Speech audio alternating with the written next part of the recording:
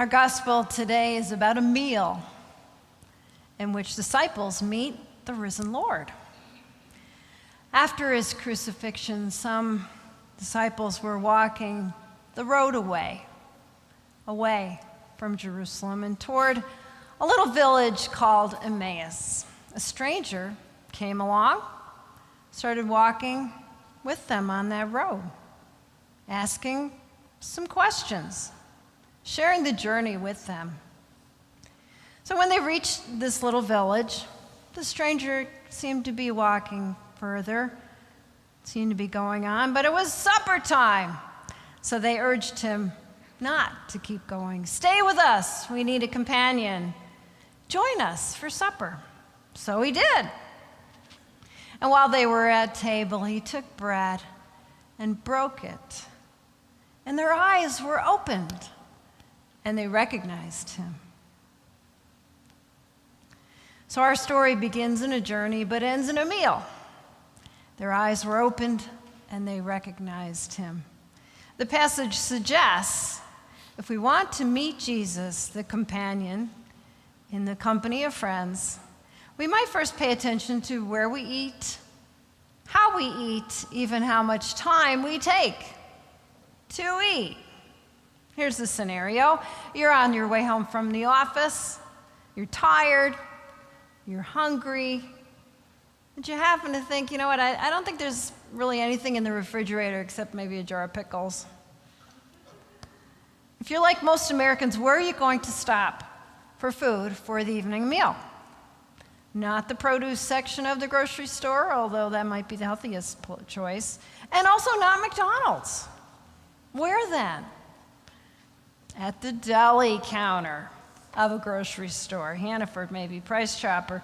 In a major city, this deli might be found at a gas station, convenience store, where you can get clam chowder or chicken cordon bleu or a 3-cheese pizza. It's already cooked, freshly packaged, ready to be taken home, eaten, heated up, and served. No muss, no fuss. So if you find yourself eating this way when you're real busy, you're not alone. You're part of a growing number of Americans who say they don't like fast food, they know their doctors don't want them to eat it, but they don't have time to prepare an elaborate meal. It's the joy of not cooking. The food industry even has a name for it, HMRs, home meal replacements. It's a $100 billion industry. We Americans spent almost $700 billion last year on food. Half of that was for food that had already been prepared elsewhere. Some grocery stores now offer full menus so you can order prepared meals ahead of time, and now there's all these services that will bring it to your door if you don't want to go over there and pick it up. As we know, restaurants developed delivery systems during the pandemic that can bring that spaghetti and clam sauce you're craving to your home within minutes. And there's also these other kind of subscriptions where a box will arrive on your doorstep. Some of those things I understand have to be cooked, but they're all measured, and there's instructions, and the whole thing can be put together in minutes. These services aren't going away, even though some of them sprang up during the pandemic, and now the nation's public health is thankfully improving a little bit. We love eating at home. We just want somebody else to do the cooking. That's what HMRs, home meal replacements, are all about. But there's still a lot we were going to miss whenever we end up skipping supper and not even doing the HMR. What do you think the disciples were thinking about late that afternoon as they walked that road away from Jerusalem, away from all those tragic events they had just experienced, and toward a little village called Emmaus? Well, they were discussing and doing that important grief work of talking over what had just happened those last few days in Jerusalem. And that is some great gift that you can give to a family member or a friend, or even someone you don't know that well in our church or in the community who has had a loss is to be able to just listen, because that's what people need to do, whether it's a sudden loss or a long and lingering loss. People need to be able to tell the whole story from beginning to end over and over, and that's how people heal. You don't have to be a trained therapist, although that can sometimes help too, just to offer that wonderful gift of hospitality and listening. So here they were walking along, trying to piece together what had happened there in Jerusalem, where their hopes were so dashed, and the women had told this strange story of not finding Jesus' body. And as they're walking along, there's a stranger who began to walk with them. And they continued their discussion, and he opened their minds to some other thoughts. But then when he seemed about ready to leave them, when they got to this little village of Emmaus, there's no doubt that supper was on their minds. So they invited their traveling companion to share it with them. It's when they were eating with him that these disciples realized who he is, who he was, the risen Lord. This appearance to the disciples at Emmaus fits the pattern of all Jesus' earlier ministry. The Gospels make it abundantly clear that Jesus loved to eat and drink. He enjoyed a wedding feast at Cana in the Gospel of John. That's the first of his signs. And he was just there as a regular guest when a terrible catastrophe happens and the wine runs out. That's not a good thing to happen at a big wedding, right? And he saw these 6 stone jars. They're each holding 20 to 30 gallons. And he turned them all into wine. And that's a party. Do the math. Another time he fed 5,000 people when they were hungry and thirsty. Another time, 4,000 more. He ate with tax collectors and sinners and sat at table with the disciples. Once he was asked by the Pharisees why his disciples were eating and drinking rather than fasting and praying, like the followers of John the Baptist. Jesus answered, "You can't make the wedding guests fast while the bridegroom is still with them, can you?" He spent some of his final hours eating with his disciples, and that's why we call it the Last Supper.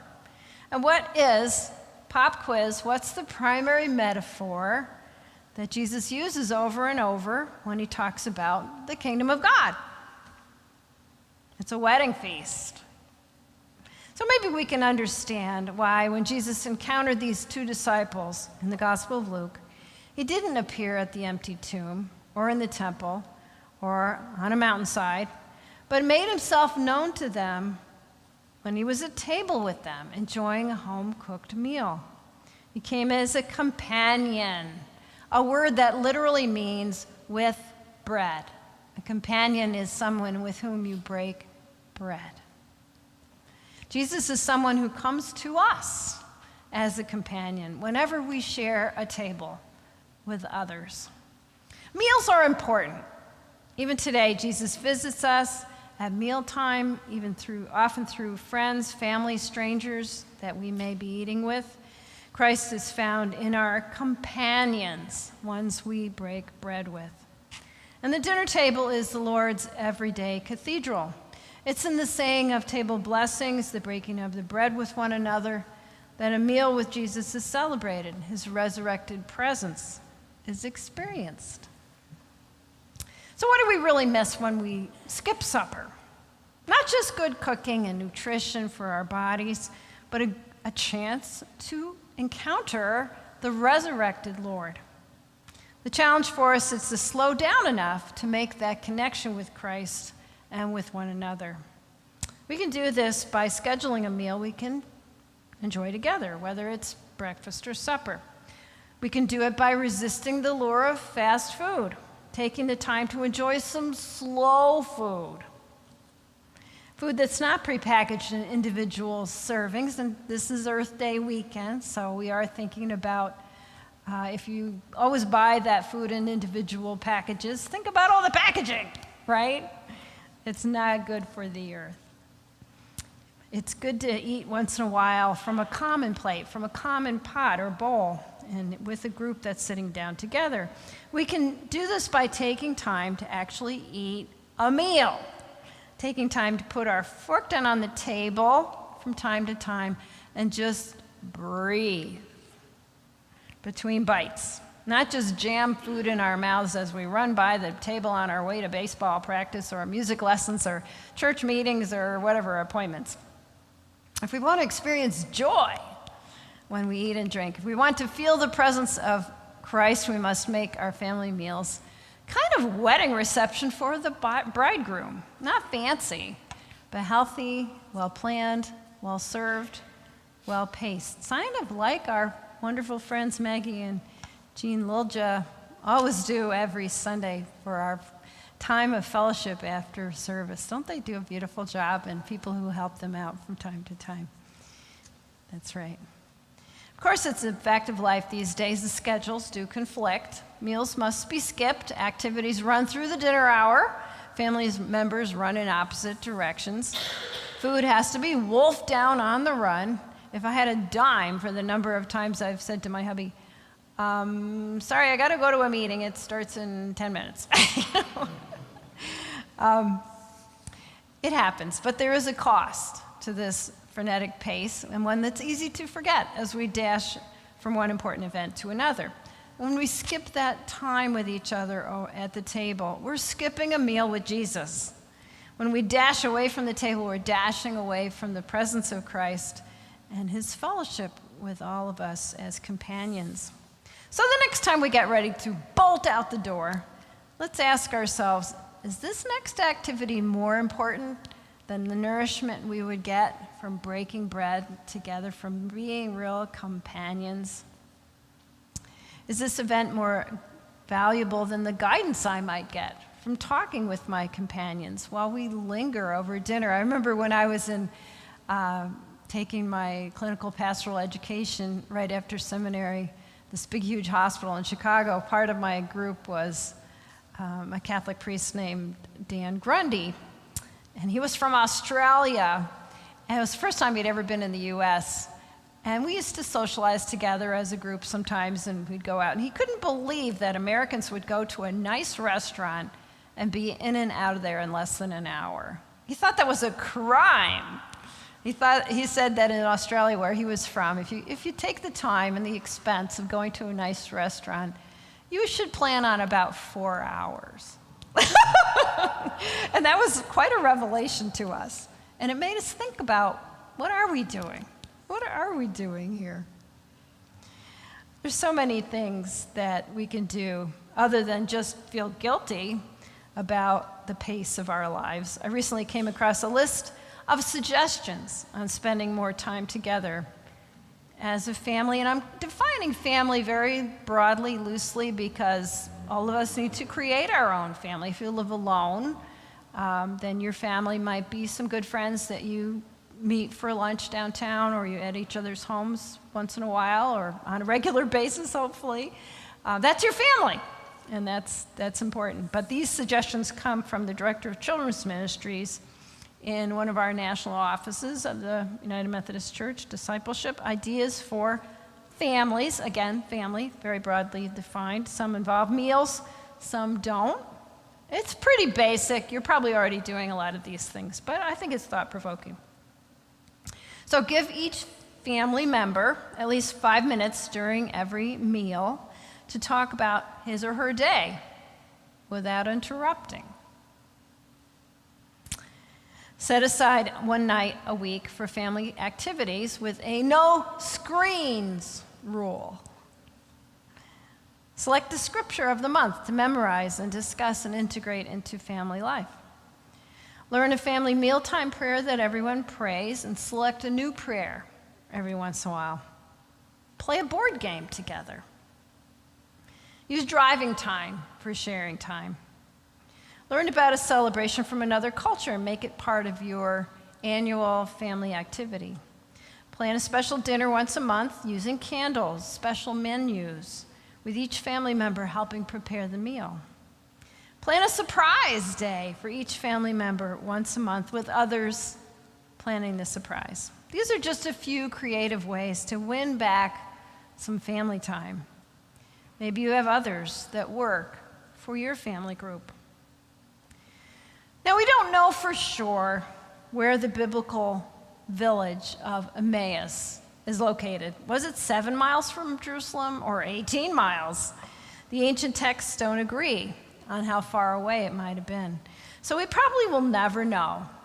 Pilgrims who go to the Holy Land can go to several different villages which each claim this is the place where the risen Christ ate and drank with his disciples on the day of the resurrection. But in a very important sense, it doesn't matter. Emmaus is anywhere that Jesus' followers gather for table fellowship. Emmaus can be here or there or anywhere because Jesus will travel wherever his followers are going and will appear wherever they break bread. We break bread. When he was at table with them, Luke tells us, he took bread, blessed and broke it, and gave it to them. And then their eyes were opened, and they recognized him, and he vanished from their sight. That same hour they got up and returned to Jerusalem, and they found the 11 and their companions gathered. Then they told them what had happened on the road and how he had been made known to them in the breaking of the bread. Amen.